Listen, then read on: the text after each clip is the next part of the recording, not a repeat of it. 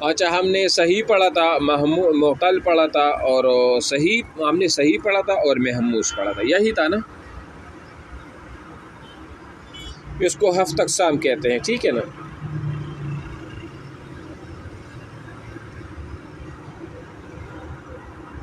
معتل پہ آ جائے، صفحہ نمبر 8۔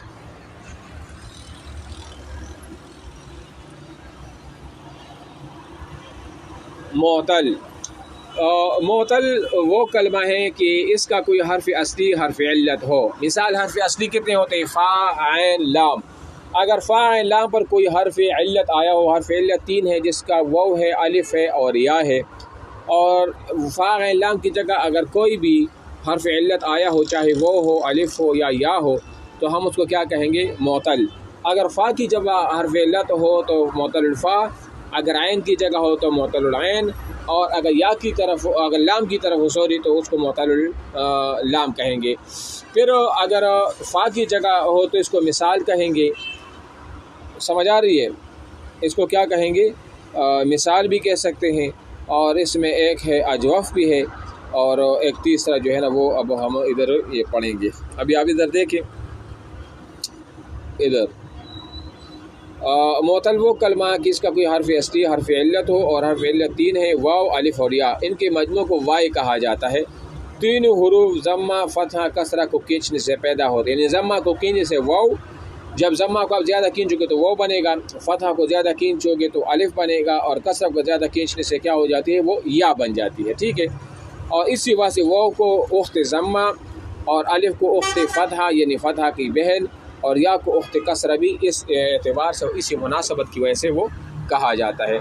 تو معتل کی ٹوٹل کتنے قسمیں ہیں؟ 5 قسمیں ہیں، اور اس طرح کے یا تو کلمہ حرف علت ایک ہوگا یا دو، ایک حرف علت ایک کلمہ میں ہوگا یا 2 ہوگا۔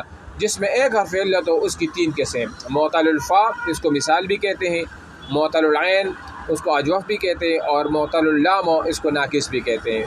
اب یہاں پر آپ دیکھیں مثال معتل الفا، جس کے فا کلمہ کی جگہ حرف علت ہو، مثال جیسے وعدہ، یسرا، وعدہ بروزن فعالا۔ اب مجھے بتائیں نا، فا کی جگہ وہ آیا ہے کہ نہیں؟ وہ آیا ہے۔ یسرا بروزن فعالا، فا کی جگہ یہاں یا آیا ہے۔ تو ایسی مثال جدھر فا کی جگہ حرف علت ہو، چاہے وہ ہو اور چاہے یا ہو، اس کو ہم مثال کہیں گے۔ اور معتل العین جس کا عین کلمہ حرف علت ہو، جیسے مثال قالا، باغا۔ قالا اصل میں کیا تھا؟ قوالا۔ باغا اصل میں کیا تھا؟ بایاغا۔ تو قوالا، فاغالا، یہاں عین کی جگہ جو حرف اصلی ہے وہاں پر وہ آیا ہے، اور بایاغا میں جو عین کی جگہ بایاغا فاغالا، تو یا وہ عین کی جگہ ہے، تو اس کو ہم کیا کہیں گے؟ اجوف۔ اجوف جو سے بنا ہے، جوف پیٹ کو کہتے ہیں، انسان کا پیٹ بھی انسان کے جسم کے درمیان میں ہوتا ہے، جوف اس لیے اس کو کہا جاتا ہے، تو اس کو اجوف کہیں گے۔ اگر وہ ہے گئے تو اجوف واوی، اور اگر یا ہوگا تو اجوف یائی ہوگا، ٹھیک ہے؟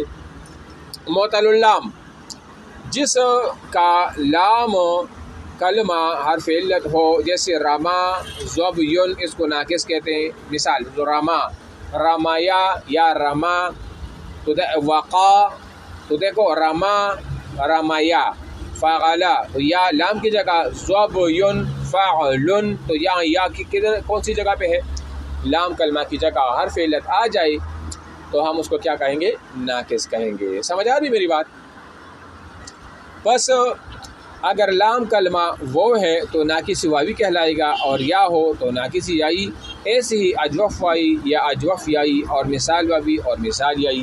اگر مثال ہے، مثال فا کی جگہ وہ ہے تو مثال واوی، اگر یا ہے تو مثال یائی، عین کی جگہ اگر وہ ہے تو اجوف واوی، اگر عین کی جگہ یا ہے تو اجوف یائی، اور ناقص مثال کے جیسے وہ ہو لام کی جگہ تو ناقص یائی، اور وہ ہو تو پھر ناقص واوی، یہ کہلائے گا۔ سمجھ آ رہی ہے؟ اچھا، لفیف، یہ لفیف تو ٹھیک ہے، یہ جو میں نے بتا دیا نا کہ معتل کی اقسام ہو یہ 5 ہے، تو معتل میں ہم نے 3 وہ پڑھ لی، معتل الفا، معتل العین، معتل اللام، اور پھر معتل الفا کا دوسرا نام کیا ہے؟ مثال ہے۔ معتل العین کا دوسرا نام اجوف ہے، اور معتل اللام کا دوسرا نام کیا ہے؟ ناقص ہے۔ اور پھر اگر کون کون سی حروف علت اگر اصلی کلمہ کی جگہ آ جائے تو انہوں نے اس کو وہ نام بھی دیے ہیں. مثال اگر فا کی جگہ وہ ہے تو مثال واوی، فا کی جگہ یا ہے تو مثال یائی، عین کی جگہ اگر وہ ہے تو اجوف واوی، عین کی جگہ اگر یا ہے تو اجوف یائی، اور لام کی جگہ اگر وہ ہے تو مثال ناقص واوی، اگر یا ہے تو ناقص یائی یہ ہوا. اور یہ بھی ہم نے پڑھا کہ وہ ضمہ کو کنج سے وہ بنتا ہے، کسرہ کو کنج سے یا بنتا ہے، اور فتح کو کنج سے وہ الف بنتا ہے. اور اس اعتبار سے انہوں نے کہا بھی ہے کہ جو واو ہے نا اس کو اخت ضمہ کہا گیا ہے، اور الف کو اخت فتحہ اور یا کو اخت کسرہ بھی وہ کہا گیا ہے. اس طرح ہی کافی ہے، اس کو یاد کر لو. ٹھیک ہے نا.